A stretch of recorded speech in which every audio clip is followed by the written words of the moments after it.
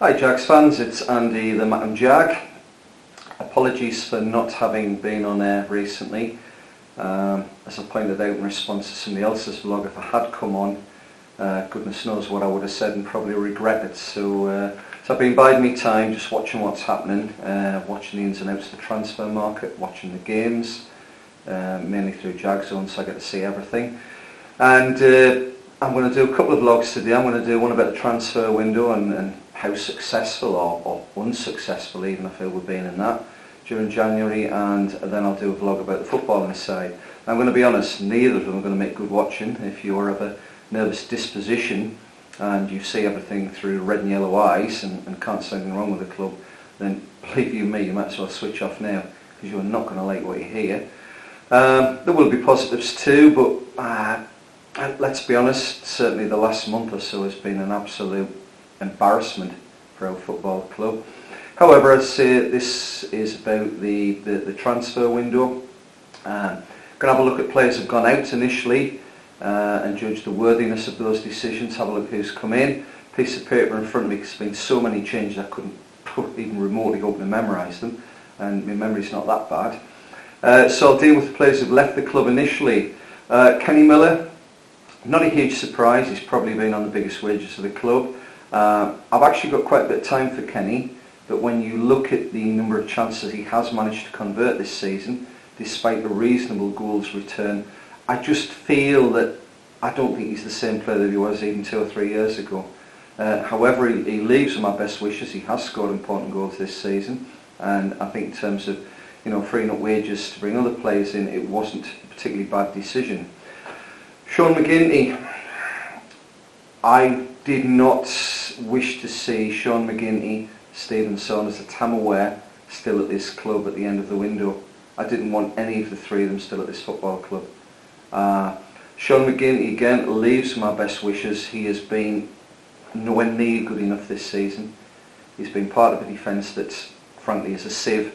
Just it seems that they let goals in for fun, and I wish him all the best, but I'm not disappointed to see him go.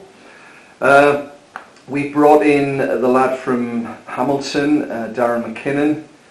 Based on the first couple of games that I've watched, I'm trying to work out the point of that. I know we needed perhaps a bit more combativity in midfield, but if you want combativity, you've got Stuart Bannigan who'll kick lumps out anybody.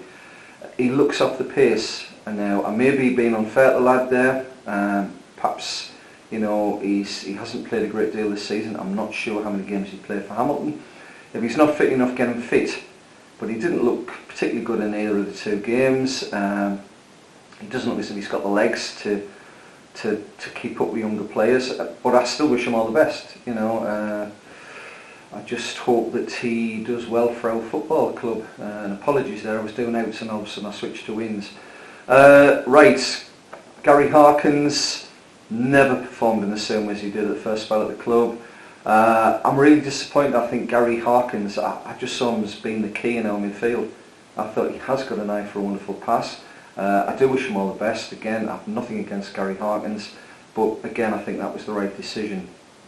Ben Hall, Callum Wilson, never been more than on the fringes, let's be honest, so no great surprises there. Craig Slater, a little bit surprised at that one. He's had a pretty tough time. Makes a comeback and then jettisoned, but again I wish him all the best. Rafa De Vita, I pray, right, it's not often I would do that, I'm not a particularly religious man, I pray he never sets foot in our club again. Talk about an overrated, underperforming player. He's virtually the definition of that. I've never had time for him. He scored a couple of decent goals for us, but he just never seem to put the effort in games. I'm sorry, I'm not a Rafa De Vita fan. I don't know why we took him in the first place, and I'm not disappointed to see the back of him. I'm sure he's not a bad human being, so I don't wish him any bad things, but I'm just pleased he's gone from our football club. Osman Kakai, I've already mentioned that. That was a disaster. Probably one of our best 2 players in the games that he was here. I think he was fantastic. He was a real bonus to this club. To lose him is pretty bad news, I'll be honest about that. Who else? Cammy Miller. He blew hot and cold. He did okay. Great things. He was sort of captain of this fantastic Rangers under 23s, a youth team and stuff. But did he add a great deal to us? I don't think so. You know, I wish him all the best in his career, whatever happens. I'm sorry he's got to play it for a team like he does for the time being. You know, I feel sorry for any Celtic or Rangers player, to be honest. But you know, what will be will be. So he's gone the journey, and I do wish him the best for that. Contract extensions initially. I've just said it earlier. I'm sorry, and I know I'm going to get stick for this. I don't want Tamaware at Football Club. I don't think he's good enough. I think we've lost a lot of time with him through injuries. I'm pleased he's come back. I wouldn't want to see anybody's career over. But I'm sorry, when I heard he got a contract extension, the first question I asked myself was why? He's been part of a defence that's conceded in every game this season. Why would you give him an extension? To me, it's a reward for mediocrity. I've never seen him as more than mediocre. Apart from the game I saw him against Airdrie, that very first cup game in the summer, rave reviews from me about him. Totally misplaced, and I apologise for that. I don't think he's good enough. Jamie Penrice. Yeah, Jamie's had a pretty poor season. Again, he's part of a defence that ships goals continuously, and he's got to carry some of the can for that. You know, whatever side they're coming down, whether it's in the middle, he's part of that defence. So I think Jamie's been lucky to get a contract extension. I just hope the best of him is going to come back again like he was towards the end of last season, because he was brilliant. So I still think there's hope there for him, I really do. And Stuart Bannigan, you know, he's a sort of stalwart at the club. I'll talk about it football-wise in a minute. Again, it's not a decision I'm particularly disappointed with. So that's pretty much on the sort of outside and the contract extensions. Coming in, I've just mentioned Darren McKinnon. Sorry, did it in the wrong place. I'm really not seeing the point of that, but I hope he proves me wrong, and I will wish him all the best to do that. Up front, Brian Graham and Zach Rudden. Brian Graham, 12 goals in 48. Zach Rudden, 12 in 31 in the Championship. Neither, could you argue, were prolific. If it was a case of paying all the money for one player, I'd have rather got one. But I guess the Lawrence Shanklins of this world and Kevin Nisbets are pretty much out of our reach at the present time. As a partnership, certainly if that Air game's anything to go by, it's not a partnership. Brian Graham looks like a very angry man, spoiling for a fight, and to be honest, we have lacked a bit of that in the team, to be honest. We look as if we'll surrender. You know, the first puff of wind that comes our way, we'll just give up. So fighting spirit we do need. Just be careful, Brian. If you're going to get sent off and miss 2 or 3 games this season, then there was no point in you coming here. So just watch your temper, seriously.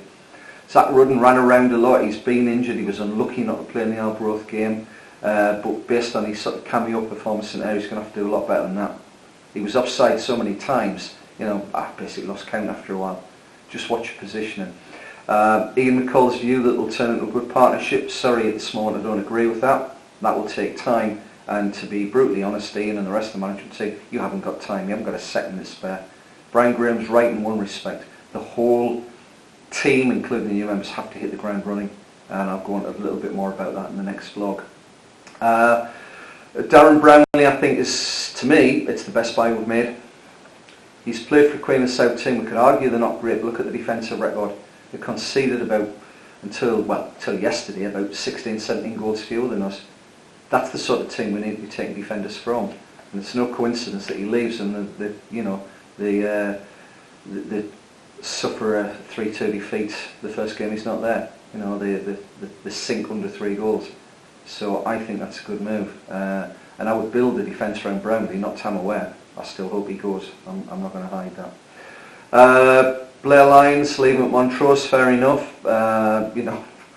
But if he was meant to be cover for forwards, we got a lot of cover in that department. So I just hope we don't regret that. If he's that good that he's worth a punt on, I'd have brought him into the club. But he's loaned them out. That's the way it is. It's legal. It's fine. There's nothing to do about it. But I wish him all the best again. The lads from Celtic and Rangers, the youngsters, Bar Jonas, O'Connor, I can't remember the last lad who's just come in from Rangers. I'm really not sure what we get from players like that. This league is a lot tougher than they think, as Cammy Palmer found out. It's not an easy league. A lot of seasoned professionals, hard-working players who know this league well. And again, why are they here? They're looking to boost their careers. Do we have to keep them in the team? Are we, contractually obliged for that? In which case they could be keeping out better players. Leo Connor, I felt, had a decent game against Ayr, but it was his mistake that led to the goal. And, you know, by Jonas, cameo role again.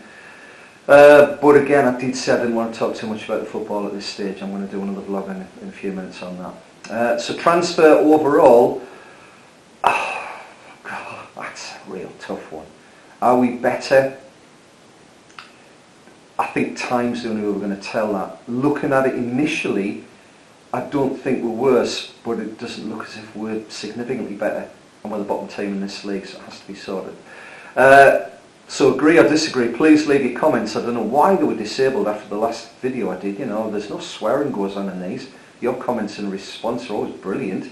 Don't always agree with me, but we don't sort of, you know, do things that will frighten children and animals in them. So I don't know why they were disabled. Hopefully there won't be a problem this time. So as I say, I will be vlogging very soon. In fact, I'll finish this one, I'll do another one about the football side. And believe you me, if you're of a nervous disposition, you do not want to watch the next one, because I'm going to let all guns blaze on that. Frankly, I'm really, really fed up at this moment, and I need to see big changes. Okay, but still a Jag. I've booked 2 train tickets, so I've committed myself to another 150 quid spent to see 2 home games with ticket prices and something to eat and stuff. So I'm still a Jag. That isn't going to change whether it's League One or Championship. Okay, so you know, comments for this one great, and you know, please watch the next one. Okay, always a Jag. Thank you.